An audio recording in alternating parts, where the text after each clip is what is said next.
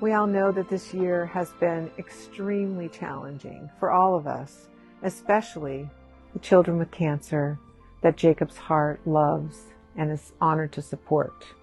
Medically fragile children are being hit hard by this pandemic, but Jacob's Heart has been here all the way through the pandemic with support, and I'd like to show that to you today. You know, we're not able to get together for events, and given that, the Jordan and Kyra Memorial Foundation, who usually does a huge golf tournament for Jacob's Heart every year, has decided to pledge $100,000 to inspire others to give. It's a matching grant. So every dollar you give until the end of the year will be matched by the Jordan and Kyra Foundation, but also matched by a measure of love by Jacob's Heart. So I'd like to show you a little bit of the things that we've been doing as the pandemic has, hit Jacob's Heart and hit the family so hard. So we had to pivot very quickly. We put into place 4 programs that we would focus on during COVID that would meet the needs most directly of families. First and foremost, we wanted to make sure that a family with a medically fragile child would be able to stay in their home. So we have already distributed $177,000 in direct financial support. Some of that financial support went towards funeral assistance for the 6 children that we have lost to cancer during COVID. And 2 of our children right now have COVID and 1 parent.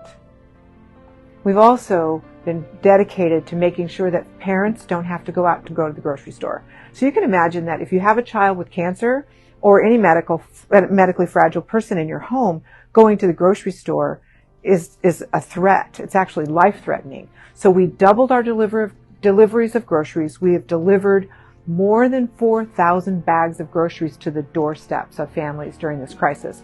We do that every week with our volunteers.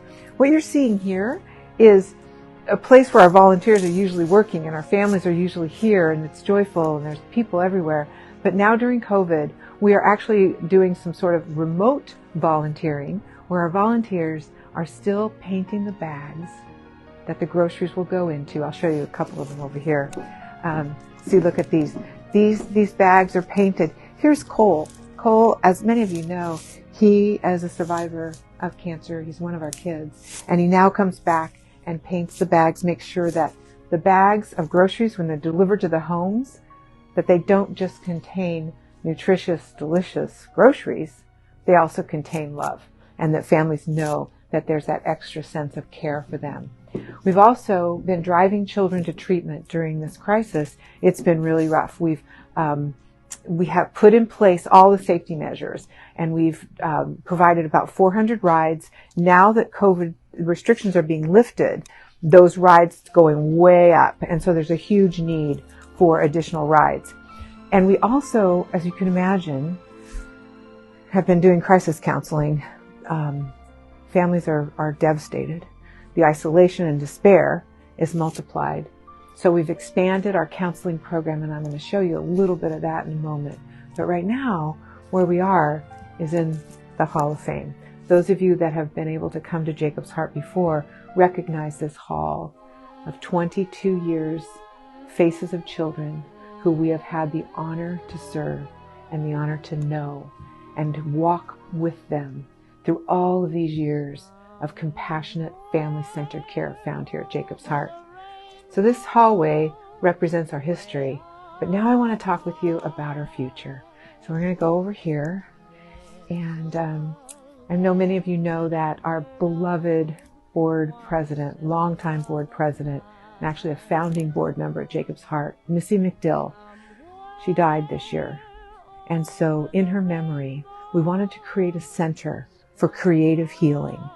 And Missy's family has graciously donated furniture and has the flair and the beauty of Missy.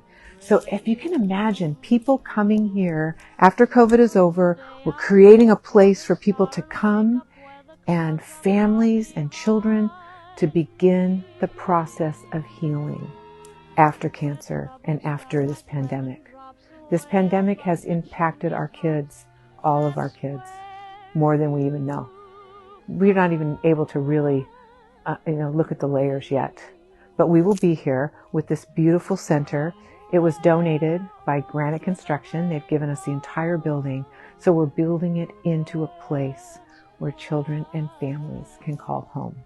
So our counseling center has been expanded, and we can't wait to have you come, and you can see our superheroes and honor and love them. And we will be together soon. And I want to remind you that children with cancer and other serious illnesses really do need your support this year, now more than ever. And your donation will be matched by the Jordan and Kyra Foundation in memory of Jordan and Kyra. And that will be inspiring others to give, and there'll be a ripple effect of love and connection this year, because it's this year when we need it. I want y'all to stay well, and when we can gather together, we'll welcome you back home here at Jacob's Heart. Thank you.